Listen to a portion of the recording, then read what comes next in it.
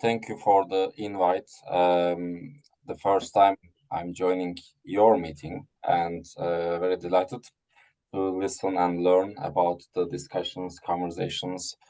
First of all, I want to start a little bit about my background. I'm originally from Turkey. I've been living in UK around 7 years now, and I'm a union organizer. I used to work in trade unions in Turkey around 11, 12 years. And I led a few national level organizing campaigns and global campaigns. Then after I started in the ITF. So International Transport Workers Federation is a global union federation. If it's okay, I want to share my screen and if you give me permission. Yes, you have permission, yeah. Yes, excellent. So, are you able to see the presentation? We certainly can, thank you.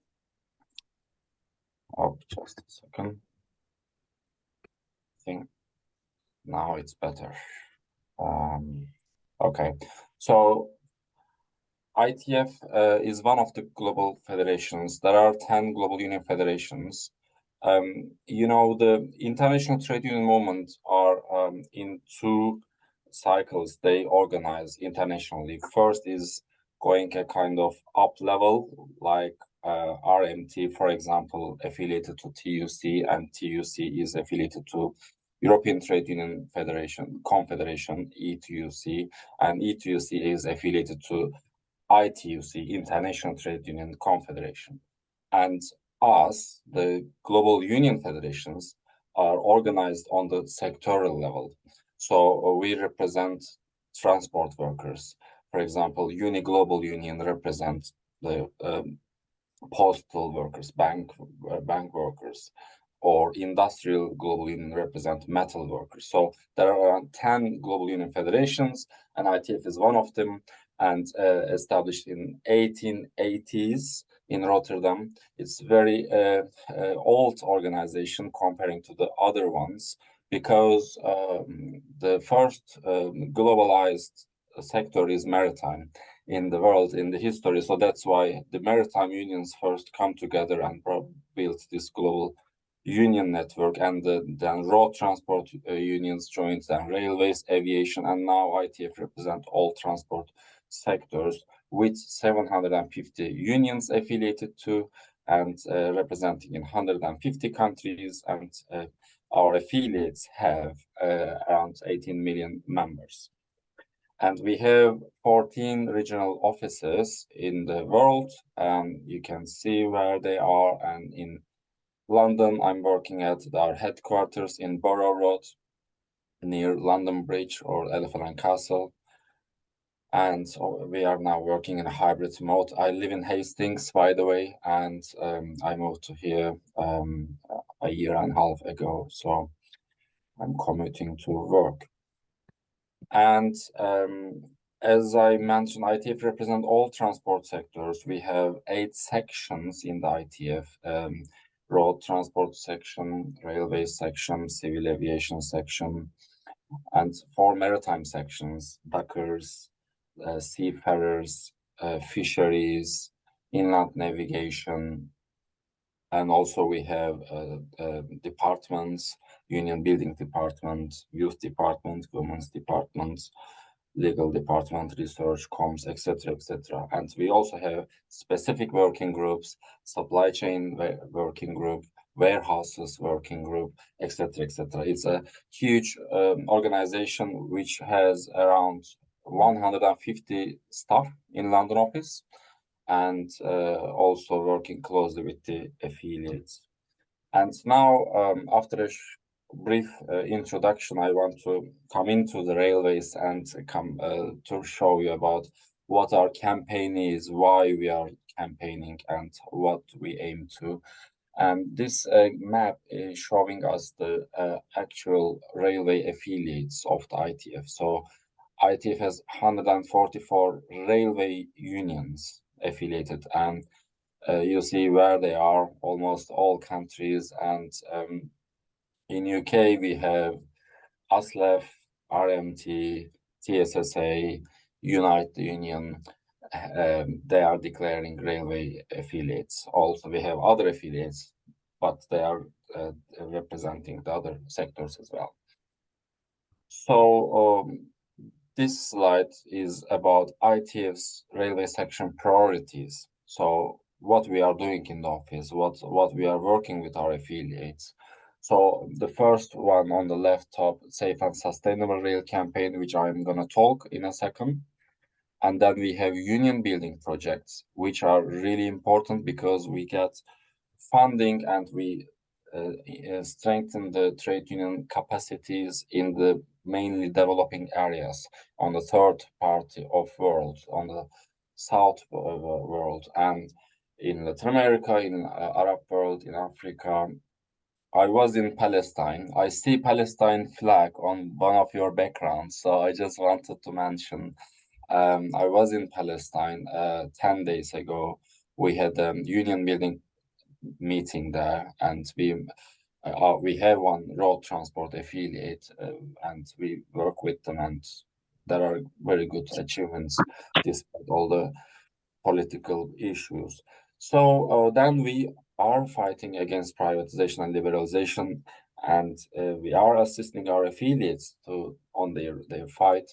And sometimes we can achieve goals, sometimes we fail, but this is not the end of the fight because, for example, in Argentina, after privatization, all railway networks union fought and got renationalized all the railways. And now they are 100% publicly owned railways in Argentina, and they are happy and they are working and keeping their employment and creating more jobs and etc. etc. I'm not saying it is perfect, but when we compare with the UK or the other countries who already privatized, yeah, we see the result. So for many years, ITF's railway section have been doing lots of work for privatization. So that's why we have lots of experience about this. And the next one is rail freight corridors, which is a developing area, particularly after the COVID-19 pandemic. As we see in the world, the vessels and the aircrafts are stranded, and the only railways helped for the global supply chain, because you can use railways with the limited stuff and you can carry lots of goods, right? And due to the already established infrastructure, it is very useful and it is also climate friendly. And we have ITF Railway Global Task Force. It's a subcommittee which is particularly working for the campaign, youth and women activities. I don't want to, if you have any question or want to know more, I'm happy to talk about youth and women, because in railway sector, there's an aging issue. In Europe, for example, in 2035, half of the current railway workers will get retired. So we are trying to make railway jobs more interesting, more attractive for young workers.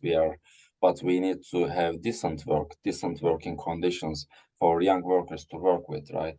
And solidarity. Just today, we sent a letter to Thailand. Our affiliates have been fighting, and they got arrested, and they are in prison, and there were some rail accidents. The railway workers are blamed. So we are doing multiple solidarity actions for many of our affiliates. We went to the embassies, we sent letters. ITF is also lobbying with the governments. When we travel, we usually meet with the governments, the transport ministries, and we also negotiate and we also assist our affiliates' demands. And also we do sort of global action weeks, which I'm going to show you a short video after that, which will show how solidarity means for us. And global on the railway freight corridors, I also want to add one more thing. As now China is pioneering the sector and the world economy, they are also building new railways, and the governments also agree new contracts. So now, like Maersk or major maritime companies even started to invest in rail and using the multimodal. And so, for example, one container transport from China to Europe takes around 45 to 50 days by a vessel. The same container, if you want to carry with the railways, it takes 9 to 10 days, the same destination. And you can carry around 500 containers with one train, but each one, if you want to try with the road transport, 500 trucks you need, right? So there are lots of advantages, and it's we are trying to promote railways, and and railway multinationals is another topic. We are assisting our affiliates to negotiate with the multinational companies. We had a recent experience in UK. One of the multinational company are giving different standards in European countries and UK. UK is poorer, and we are asking why you are giving poorer conditions for UK workers. You are the multinational company. I'm just trying to talk more general. But if you want more specific, I can do that, because the first time I'm presenting this to this group. And future of work is another big component of our work. Like all transport sectors, we are seeing the new developments in railway industry on the digital automated coupling, or even driverless trains, or the digital maintenance. So the companies are trying to use the technology excuse to sack the staff, cut the staff, and we are also fighting to keep the staff. And at the same time, we are working for just transition, which means the workers will get skills and carry on working, and multi skills. And organizing at the structural railways is another important topic for us, because once the railways is privatized, usually the union is also lose power, and we are trying to reorganize in the areas where unions failed to stop privatization, and then to keep up the work. And this is the logo of our Safe and Sustainable Rail campaign.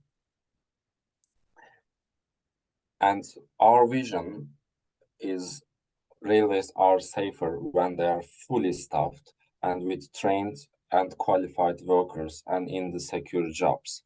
So that this campaign came from the RMT union's motion at our last Congress in Singapore 2018. So RMT put a motion, and then this became a resolution, and then ITF decided to make not only for UK, for the global level, a global campaign, because we have same problems in many countries. And our campaign has 4 pillars. One is the safety, properly staffing, fighting against temporary agency work, etc., etc. And second is public ownership. And the third pillar is sustainability. And the fourth is the social justice. I will give quick details in the next slide. But before then, if I'm allowed, I want to show you one video.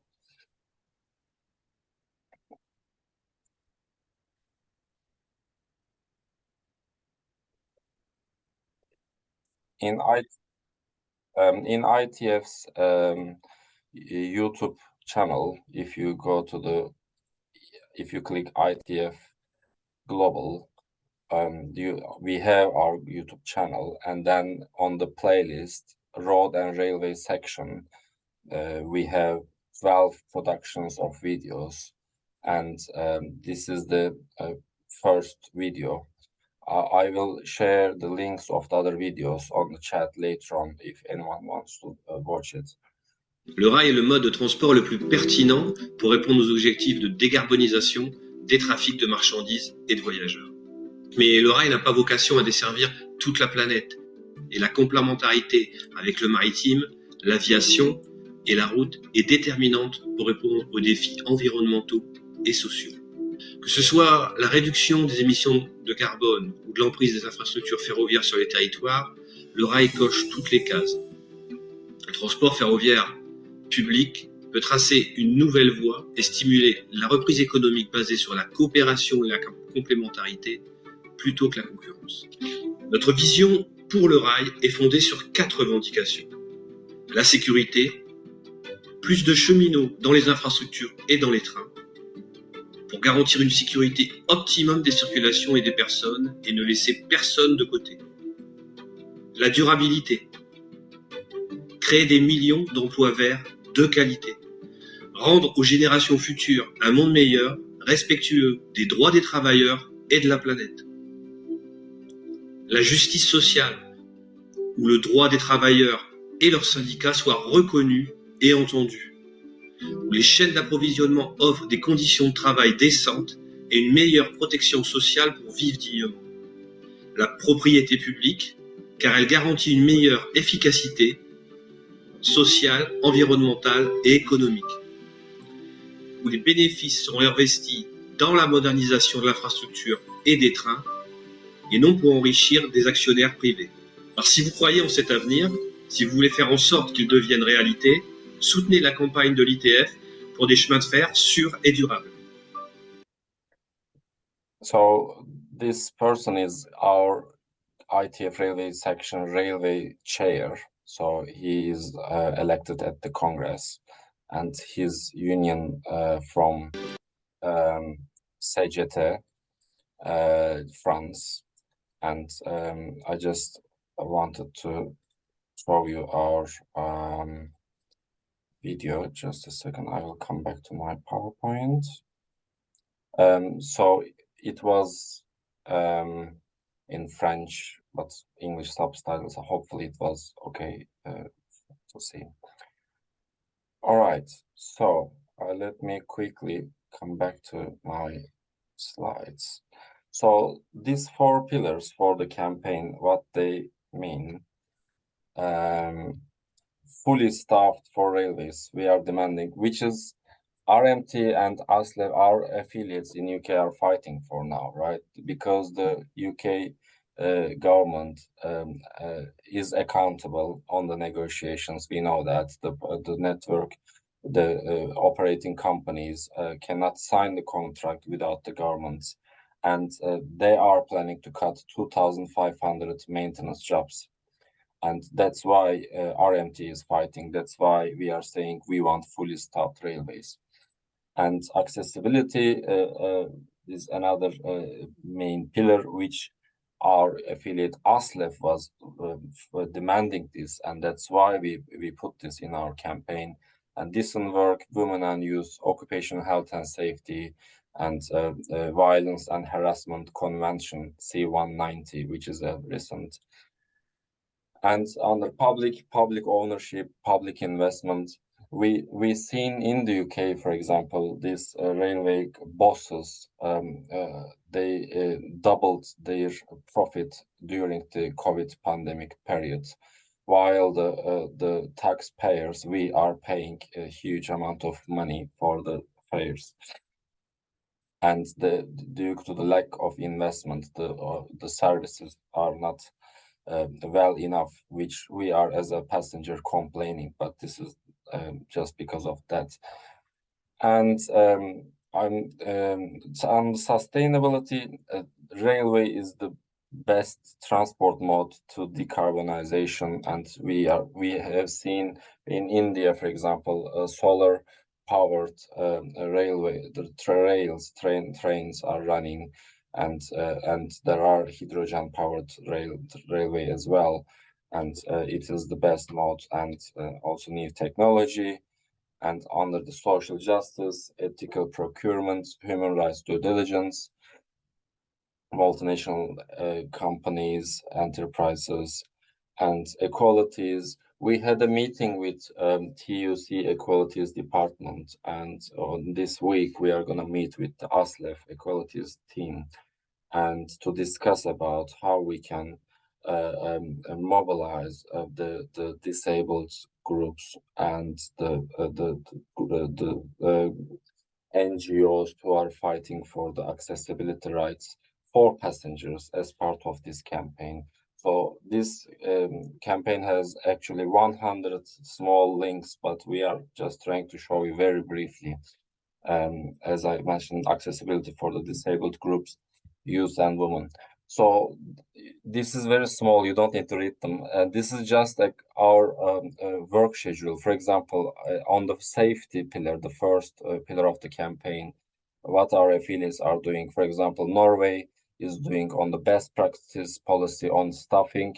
So we are giving as a good example, look at the Norway, look at their system. Why don't we copy them instead of using this in UK, for example? In Chile, railway workers are workers shot and they are getting injured because of the attacks, and occupational health and safety claims not processed. In UK, rail strikes to protect jobs and decent work in rail needs a link to staffing to the safety. In Canada, fighting the attacks on the railway workers' jobs, especially in the freight. So in USA, in Germany, in Switzerland, under sustainability, in COP27 this year in Egypt, ITWF represented there, and we talk about why the railways and the railway unions should be on board, and they should raise their demands. And next year it will be in United Arab Emirates COP27, and we will be there as well.